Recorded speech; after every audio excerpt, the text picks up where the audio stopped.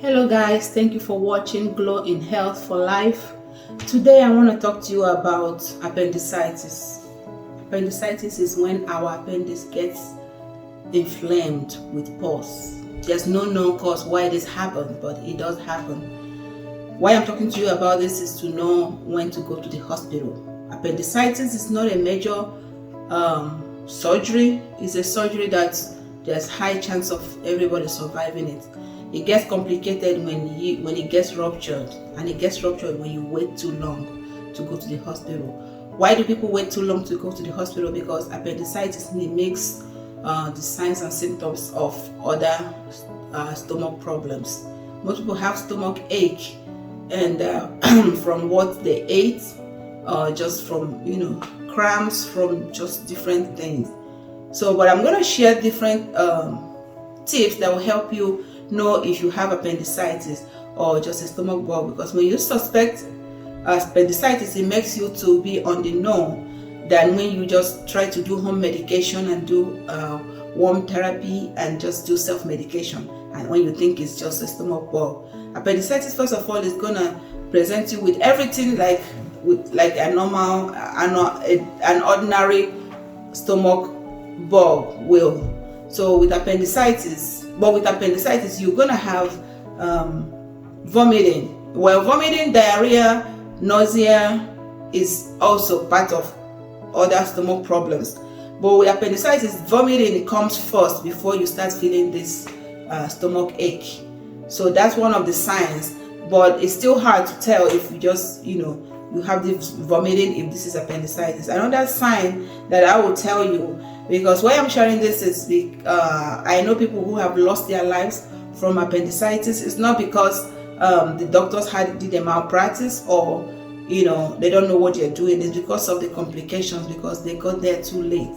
Most people don't want to go to the hospital just because of a stomach problem. Sometimes we think it's what we ate and we try to do self-medication at home, but when you know that this could be appendicitis, you have to just race to the hospital, because when you have the first sign of appendicitis, you have this inflammation has been there for like 12 hours. From the beginning of an inflammation to when it gets ruptured is between 48 to 72 hours. That's about 3 days. So by the time you even feel this pain, it has been inflamed for 12 hours or longer. So you have about 2 days basically to go to the hospital before it gets ruptured. But if you're taking it for granted and think it's something else, it could take someone's life. I know people who have lost their life. Actually, I have someone dear to me who lost their life from this same problem. So another tip that will help you understand that this is appendicitis is on your right side, the right side of the belly. So it starts in the belly button area, and then it radiates to your right, lower right. When you want to do anything, we try not to rupture this appendicitis. So whatever we're going to do, stay away from the right part, because all we want to prevent is rupturing the appendicitis. So what do? You press on the left side. If you suspect or you have this bug stomach problem going on, press on your left side and see if you feel pain on the right side. You're already in pain, but then you press on your left. If you press on the left and the whole pain is still the same, then probably it's something else. But if you press on the left and you feel severe pain on your right because something is inflamed, trying to get busted, then it's probably most likely appendicitis, and you have to race down to the hospital. And something else that confuses people even more is with ruptured appendicitis. When it gets ruptured, you feel this relief all of a sudden. That's when it gets ruptured.